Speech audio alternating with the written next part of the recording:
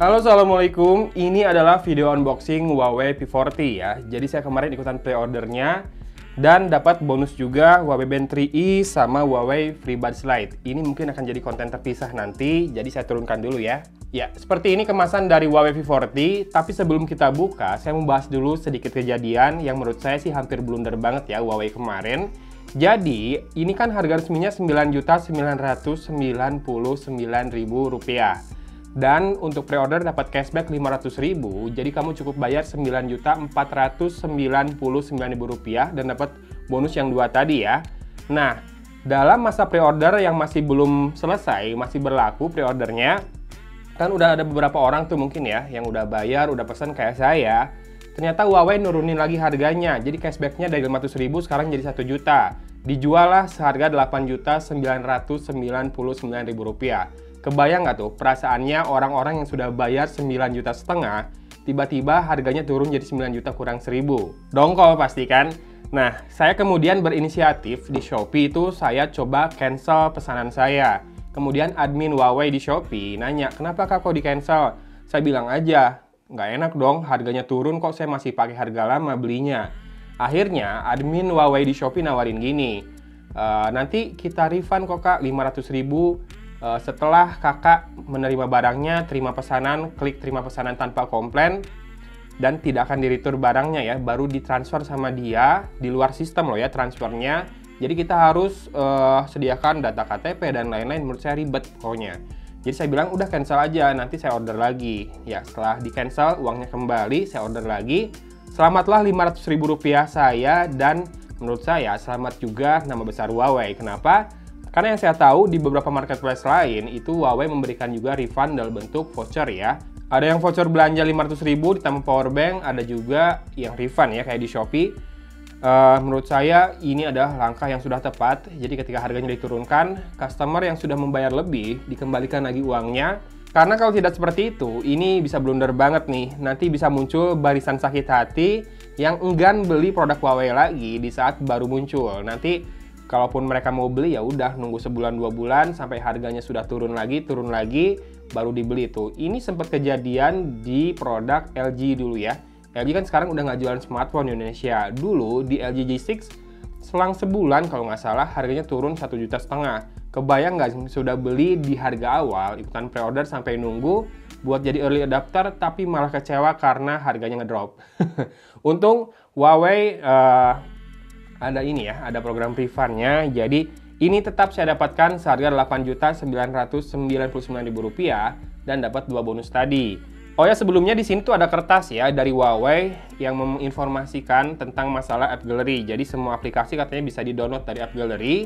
Ya, karena ini seperti Huawei P40 series lainnya, mungkin seperti Mate 30 series juga, ini sudah tidak ada Play Store-nya. Kenapa seperti itu? Buat yang belum tahu, Huawei ini sedang menjalani masa trade ban ya, atau blokir perdagangan dari Amerika. Jadi mereka tidak boleh bekerja sama dengan perusahaan Amerika, yang mana Google adalah perusahaan Amerika, sehingga mereka tidak mendapatkan lisensi untuk masalah Google Ecosystem ya. Google Play, Google Maps, Gmail, dan lain-lain itu tidak ada. Kamu bisa download aplikasi pakai App Gallery, mungkin nggak selengkap dari Google Play, dan ada beberapa hal yang mungkin kamu butuh dari Google tidak bisa diakses di sini, harus diakses via browser mungkin. Kemarin di Huawei MatePad Pro sih saya nggak terlalu masalah ya, karena untuk tablet bukan daily driver saya seperti smartphone. Nah di Huawei P40 ini, apakah saya bisa bertahan tanpa Google Mobile Service? Nanti kita cek, tapi kalau misalkan nggak mampu pun, saya akan coba cari caranya buat install GMS-nya ya. Tapi install GMS ini nggak disarankan loh ya, karena itu sebetulnya udah termasuk ngoprek ya. Dan kalau misalkan nanti ternyata udah diinstal GMS masih tetap nggak betah, mungkin saya akan balik lagi ke Huawei P30 Pro. Ya, kita langsung unbox aja dulu sekarang. Mungkin udah kepanjangan ngobrolnya, nggak apa-apa ya. Sharing sedikit soal apa yang terjadi di luaran sana di dunia gadget, termasuk soal kemarin proses pre-ordernya. Hampir blunder. Tapi untungnya masih bisa didapatkan di harga yang lebih murah 500.000, dapat banyak bonus. Semoga nanti harganya nggak turun-turun lagi ya habis pre-order ini. Ya, dan di sini ada sedikit keterangan juga bahwa ini dilengkapi dengan chip atau teknologi 5G. Tapi peraturan yang berlaku di Indonesia saat ini, teknologi 5G dalam produk ini diblokir ya. Dan 5G di device ini bahkan tidak bisa digunakan meskipun di luar Indonesia. Jadi aktivasinya ini nanti tergantung peraturan Indonesia ya. Mungkin nanti akan di-unlock via software update atau gimana. Dan kalau kamu tahu ini tipe P40 ini punya perbedaan apa saja, saya akan membahas sambil kita buka. Yang pertama dari masalah ROM. Jadi kalau P40 Pro itu 256 GB, yang ini 128 GB saja. Kalau yang P40 Pro Plus yang 18,5 juta itu 512 GB ya. Sedikit lumayan lah dibandingkan Samsung yang semua flagshipnya, mau yang 18 juta pun semuanya tuh ROM-nya 128 GB. Kemudian, oh yang dijual ini hanya warna Silver Frost ya. Seperti ini warnanya, kita akan lihat. Oke. Kemudian kita dapat stiker IMEI. Jadi kalau kamu beli Huawei P40, ini akan kamu dapat selain dua bonus tadi ya. Bonus tadi mungkin kita buatkan video terpisah masing-masing. Lalu ada sebuah partisi seperti ini. Ini ada SIM tray ejectornya. Seperti ini bentuk SIM tray ejectornya. Lalu di sini ada case harusnya ya. Saya udah beli case sih, terpisah. Lagi on the way.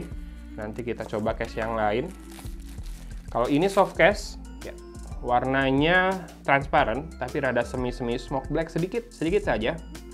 Dengan bagian dalam berpola dot atau diamond, ini menghalangi atau membuat bubble tidak ada ya, ketika menempel di bagian back covernya. Dan ini 6,1 inci ya, dengan kamera yang hanya 3, nggak 4 seperti P40 Pro, dan nggak 5 seperti P40 Pro Plus. Di sisi atas ada lubang, kemungkinan masih ada infrared blaster ya. Ya, oke. Kemudian, oh enggak deng, ini adalah noise cancellation microphone. Yang ada infrared blasternya kayak di P40 Pro ya. Berarti itu tuh satu tambahan lagi yang nggak ada di P40 biasa ini, infrared blaster. Kemudian untuk prosesor sama, ini pakai Kirin 990, kameranya cuma 3, dan ini nggak punya wireless charging ya, dengan baterai hanya 3800 mAh. Kalau P40 Pro dan P40 Pro Plus itu 4200. Tapi pengalaman saya di Huawei Nova 5T atau 5T membuat saya yakin bahwa baterai 3800 mAh akan cukup bertahan seharian. Dan ini ada panduan mulai cepat atau Quick Start Guide. Ini diproduksi oleh PT Satnusa Persada ya. Tapi ini saya nggak lihat ya. Ini buatan Cina sih harusnya. Ya betul, buatan Cina di kardusnya. Karena ini masuk ke Indonesia lewat jalur TKDN software. Selama harganya di atas $500, produsen smartphone bisa memasukkan smartphone-nya secara impor, sudah build up, jadi sudah nggak dirakit lagi di Indonesia, tapi ditambahkan software yang bermuatan lokal ya. Misalkan nanti kalau kamu nyalain Huawei P40-nya nanti ada animasi Indonesianya, wallpaper Indonesianya, dan juga mungkin ringtone dan lain-lain ya, ada aplikasi juga. Selanjutnya ada kartu garansi perangkat merek Huawei. Ya, kita bisa lihat di sini ada service centernya juga. Di Bandung ada di BC ya. Cukup gede tempatnya dan mandiri, terpisah dari yang lain, nggak barengan. Nih, Bandung, BC. Dan yang punya Huawei P30 Pro jangan lupa sampai akhir tahun 2020 ini harga untuk ganti baterai itu masih sekitar 238.000 ya. Udah sama ongkos dan itu tergolong murah loh ya. Jadi kalau kamu mau stay di P30 Pro kayak saya karena itu masih pakai Play Store, saya sarankan akhir tahun mending ke service center ganti baterai biar umurnya lebih panjang lagi. Oke. Kemudian di dalam paket penjualnya terakhir ada kepala charger Huawei Supercharge. Outputnya 5 volt 2 ampere 10 watt, 9 volt 2 ampere 18 watt, dan 10 volt 2,25 ampere maksimal 22,5 watt. Nah ini bedanya juga, fast charging di Huawei P40 ini maksimal 22,5 watt ya, jadi nggak 40 watt seperti di P40 Pro. Lalu ada kabel data atau kabel charging, kita lihat aksennya warna apa, ya warna ungu ya. Nggak tahu kenapa warna ungu, padahal kan Huawei warnanya warna merah ya, company colornya. Tapi ya sudahlah. Dan ini ada headset, kita akan cek untuk colokannya. Oke, USB Type-C ya. Jadi smartphone-nya juga sama, tidak punya jack audio 3,5 mm. Ya dan ini dia smartphone-nya, berwarna Silver Frost. Kita akan dorong ke atas buat mengeluarkannya dari plastiknya. Ya, nggak perlu disobek ya plastiknya. Dan di sini ada stiker IMEI, saya akan lepaskan juga. Bunyinya prepet. Dan kamu sudah bisa lihat pantulan warnanya yang mempesona seperti ini ya. Ini ada, ini dari lampu yang warna kuning, jadi kayak gitu. Dan ini lampu warna putih. Silver Frost seperti ini penampakannya, dan ini dia kamera belakangnya, tetap ya bersertifikasi Leica 50 megapiksel kamera utamanya, 1:1.9 ya bukaannya, sampai dengan 2.4 17 sampai 80 ASPH. Dan ada 2 buah LED flash di situ. Logo Huawei di sebelah sini membuat layoutnya terlihat landscape seperti ini ya. Ini rada-rada membuat kamera susah autofocus nih back covernya karena mengkilap seperti ini. Kemudian di sisi kiri tidak ada apa-apa ya, hanya ada garis antena di situ. Di sisi atas ada noise cancellation microphone dengan 2 garis antena, dan kamu lihat kamera bumpnya menonjol ya, sangat-sangat menonjol. Jadi saya sarankan gunakan selalu case ketika menggunakan smartphone ini. Walaupun memang penampakannya cantik, tapi kalau tergores kan sayang ya, mendingan pakai case ya. Lalu di sisi kanan ada 2 buah garis antena lagi, tombol power yang diberi aksen warna merah seperti itu, cantik. Dan tombol volume rocker. Oke, kalau soal tombol nggak ada masalah. Build quality-nya juga terasa kokoh dengan ukuran yang hanya 6,1 inci. Layarnya ini membuatnya menjadi terasa compact ya. Saya lagi nyari smartphone compact setelah kemarin nyobain iPhone SE 2020, tapi akhirnya menyerah karena terlalu kecil layarnya. Semoga ini betah ya. Ya, termasuk masalah GMS-nya itu ya, semoga betah. Tanpa GMS atau mungkin nanti install sendiri, kita lihat saja nanti di video review.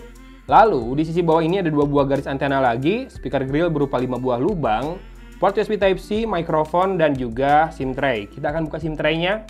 Yang harus selalu hati-hati dari smartphone Huawei yang kerasa di P30 Pro adalah ketika mau nyolok SIM tray. Jangan sampai nyolok lubang mikrofon ini ya, karena kebetulan lubangnya berdekatan. Ya, saya nggak tahu kenapa dia memilih SIM tray-nya ada di sisi bawah ya. Mungkin kalau tetap di samping juga nggak masalah kan harusnya. Dan seperti ini SIM tray-nya bolak-balik ya. Jadi yang SIM pertama nano SIM, yang SIM kedua juga nano SIM, tapi bisa digunakan buat nano memory juga. Nano memory ini memang sejauh ini baru digunakan di smartphone Huawei. Dia punya ukuran lebih kecil, tapi memang harga jualnya lebih mahal karena mungkin produksinya belum massal ya, belum banyak yang pakai.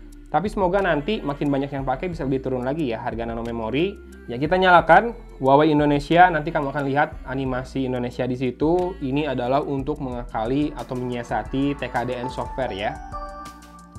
Jadi kalau ngelihat pergerakan Huawei saat ini, mereka fokus di segmentasi premium. Salah satunya adalah biar bisa masuk melalui TKDN software. Kalau mereka masukin kayak Nova 2i, 2i, waktu itu 2 jutaan, mau nggak mau mereka harus rakit di Indonesia ya, dan itu investnya beda lagi. Dan juga membuat mungkin masuk ke Indonesia-nya cukup telat karena harus menyiapkan dulu perizinan, menyiapkan dulu pabriknya. Walaupun masih numpang di Satnusa Persada seperti brand lain, tapi tentu harus menyiapkan pabrik yang khusus buat spesifikasi atau buat perakitan dari smartphone milik mereka. Jadinya kalau segmentasi premium saja yang disasar di atas $500, mereka bisa selalu mengandalkan skema TKDN software ya buat masukin produknya secara resmi dan memenuhi masalah TKDN di Indonesia. Seperti Nova 5T, kenapa dijual di level harga 6,8 jutaan pas awal masuk? Itu adalah buat menyiasati itu, jadi biar bisa pakai TKDN software. Buktinya sekitar sebulanan atau berapa minggu ya setelah launching, setelah pre-ordernya selesai, langsung drop harganya ke 5,5 juta. Memang sih yang beli di awal tuh banyak bonusnya ya, kalau nggak salah smartwatch segala macam, tapi harga aslinya memang nggak jauh-jauh dari 5 juta. Dan sempat drop banget Huawei Nova 5T ke 4,5 juta, banyak banget yang beli, saya bikin konten juga banyak yang nonton. Sekarang mungkin sudah stabil harganya di Rp4.999.000 ya. Udah susah kayaknya yang jual 4,7 pun. Dan saya akan setup dulu smartphone ini. Seperti ini penampakan layarnya, kamu bisa lihat bezelnya cukup tipis, kiri kanan atas bawah. Yang bawah sedikit lebih tebal masih, nggak masalah. Dan di sisi depan ini ada 2 buah kamera ya. Jadi harusnya lebih bagus ya, atau lebih akurat meskipun dalam keadaan low light, si face unlock-nya ini jadinya lebih punya kedalaman, data kedalaman dari wajahnya, nggak cuma ngandelin kamera ya. Oke, saya akan setup dulu sebentar, dan di situ sudah ada logo NFC ya. Smartphone ini ada NFC-nya tentu saja. Sedikit informasi tambahan, ternyata ketika lagi setting, saya menemukan ini nih. Jadi dia bisa pakai eSIM juga ya. Sementara Indonesia ini yang bisa eSIM baru Smartfren sih memang. Jadi kalau kamu mau jadiin ini smartphone triple SIM, harusnya bisa 2 SIM card fisik dan 1 SIM card eSIM dari Smartfren mungkin ya. Oke, sudah berhasil di setup, dan tadi saya nungguin ini ya, nungguin apa? Sorry, ini adalah Face unlock-nya berjalan barusan dan cepat banget. Tadi saya setup tanpa topi ya. Ketika saya pakai topi dia masih mengenali. Tadi saya nungguin setup Google account. Saya nggak sadar kalau ini nggak ada GMS-nya. Jadi nggak ada setup Google account di awal. Dan kita akan tes untuk fingerprint scanner-nya. Ya, cepat sekali ya. Walaupun memang saya ngerasa posisinya sedikit terlalu ke atas. Tapi mungkin karena ini smartphone-nya compact, segini nggak masalah jadinya. Oke. Kemudian kita lihat di setting software-nya. Kita akan cek ini sudah menggunakan MIUI 10.1 ya. Dengan Android version Android 10 tentu saja. Masih Android. Kenapa Android masih bisa digunakan? Padahal kan ini katanya punya Google juga. Sebetulnya enggak sih. Android itu si kernel atau source code basicnya itu adalah open source. Kalau open source itu nggak boleh di license jadi nggak bisa di copyright pokoknya ya. Jadi copyleft kalau open source namanya. Nggak bisa diklaim sebagai hak milik karena awalnya juga pakai open source. Sorry kalau saya salah, tolong dikoreksi ya. Udah lama nggak mainan open source dan lain-lain. Kita lihat, ya RAM-nya 8GB, storage-nya 128GB dengan free 113,37 GB. Resolusi layarnya ini Full HD Plus dengan Android Security Patch Level di 1 Mei 2020. Dan kita akan lihat apakah ada sistem update atau tidak. Saya udah hafal banget ya posisi-posisinya kalau di MIUI. Your software is up to date. Tapi biasanya kalau kayak gitu nggak ada, misalkan harusnya udah ada, kita bisa lihat di aplikasi support namanya. Dan kalau misalkan udah jadwalnya software update, tapi handphone kamu nggak ada juga, nggak dapet juga, jangan lupa pasangin SIM card. Di P30 Pro saya waktu itu, saya nggak dapet Android 10 ya. Tapi begitu saya masukin SIM card, waktu itu kan kebetulan lagi disimpan, nggak dipakai jadi driver, nggak dapat software update ke Android 10 ya. Begitu saya pakai SIM card lagi, saya cek software update langsung dapat waktu itu. Seri P40 ini ada layanan VIP. Undangan untuk menjadi member VIP Huawei. Masa garansi yang lebih lama, 2 tahun, mantap. Gratis layanan pemeliharaan ponsel. Pembersihan ponsel, pemasangan film pelindung. Ini sendiri udah pakai ya, udah pakai anti gores sih. Serta pembaruan pelanggan lunak secara gratis. Pembersihan ponsel ini biasanya sebulan sekali tuh gratis buat semua ponsel Huawei, namanya Huawei Service Day. Jadi kalau kamu datang ke service centernya, bisa dibersihkan biar antivirusnya, bukan antivirus, dikasih antibakteri ya, disinfektan. Jadi nggak ada virus, nggak ada bakteri, bersih. Mungkin pakai UV ya, ultraviolet atau apa saya nggak tahu sih. Kemudian ada layanan VIP one-to-one, bisa telepon. Kemudian layanan Facebook one-to-one. Seluruh layanan dasar masih tersedia, pergantian unit 7 hari setelah pembelian. Jadi nggak akan ada Huawei coret ya. Karena kalau dalam 7 hari ada masalah, kamu bisa kembaliin buat diganti dengan device baru. Dan gratis layanan pemeliharaan dalam waktu 12 bulan. Jika bukan disebabkan oleh kesalahan pengguna pada ponsel. Oke, berarti saya udah masuk ke layanan VIP dari Huawei sejak menggunakan seri V40 ini ya. 2 tahun garansinya, kemudian nah yang update ini bisa dicek juga di sini, di aplikasi support ini. Kadang dia lebih update ya dibandingkan software update yang ada di setting tadi. Oke, nggak ada, ternyata bener. Dan ini dia nih, yang program penggantian baterai. Hanya Rp239.000 sampai dengan 31 Desember 2020. Nih, ada seri-seri yang tercover dengan program ini. P40 series malah belum ada. Dan Honor juga ada tuh, Honor 8X ya, satu doang. Mate 20, Mate 20 Pro masih ada loh. Mate 30 malah nggak ada. Saya jadi ingat Mate 20 saya yang hilang dulu ya. Kalau masih ada, mungkin sekarang udah waktunya ganti baterai juga. Ya sudah lah ya. Nggak usah dibahas lagi yang sudah hilang. Huawei V40 beli sekarang. Kan udah beli pak. Masih dapat masih dapat notifnya. Warranty. Nah bisa ngecek juga garansinya. Status dalam garansi estimated expiry. Ini perkiraan expirednya di 17 Agustus 2021. Setahun lebih berarti ya. Tapi kan harusnya 2 tahun dengan VIP service tadi. Nanti harusnya ada updatean lagi. Setelah aktivasi device ini, harusnya di 2 tahun. Kami sarankan pengguna baru untuk mengunjungi kembali informasi garansi dalam waktu 3-5 hari setelah pembelian perangkat baru untuk mengkonfirmasi informasi garansi dan periode yang benar. Tuh kan. Bisa jadi setelah 3-5 hari nanti jadi update-nya di 2 tahun ya si garansinya sampai 2022. Kalau saya masih betah sih pakainya. Sejauh ini yang masih betah banget pakainya P30 Pro itu udah mau setahun loh pakai. Saya beli bulan apa ya? lupa saya. Tapi setelah anak saya yang kedua lahir sih, anak saya berarti di di semester kedua tahun 2019. Dan ini sudah mau berakhir semester pertama 2020. Saya masih keep Huawei P30 Pro ya, karena masih ada Google-nya sih salah satu alasannya. Selain kameranya memang bagus banget buat konten, buat lain-lain juga, dan baterainya awet. Oke, saya tidak akan berpanjang lebar dulu lagi, karena ini sudah panjang. Kalau ditambah lebar, jadi nanti luas. Tunggu aja video reviewnya, nanti kita akan bahas dari sisi fans lagi. Tenang, saya mah fans yang rewel. Kalau nanti nemu minusnya, saya sebut-sebutin di situ. Kemudian juga akan saya bahas soal penggunaan tanpa GMS, mampu nggak saya bertahan tanpa GMS, atau malah tergoda buat install GMS, injek GMS ke sini, atau malah balik lagi ke Huawei P30 Pro. Tunggu aja video reviewnya nanti. Boleh kok kalau mau subscribe dari sekarang biar nggak ketinggalan video terbarunya. Ini dia Huawei V40 yang dijual kemarin pre-order seharga Rp8.999.000. Masih potong lagi dengan bonus Huawei FreeBuds Lite dan Huawei Band 3i ya. Jadi harusnya sekitar 8 juta lebih dikit lah, karena FreeBuds Lite itu banyak yang jual di angka berapa ya kemarin ya? Nggak satu sih, di bawah satu, hampir 1 juta lah. Tapi itu mungkinan bonus-bonus yang dijual juga ya. Ya sudah, video unboxingnya sampai di sini dulu. Terima kasih sudah menyimak, semoga juga tertambah ilmunya dengan apa yang saya bahas di video unboxing kali ini, nggak cuma bahas smartphone-nya doang. Dari Kota Cimahi, Algon pamit undur diri. Wassalamualaikum warahmatullahi wabarakatuh.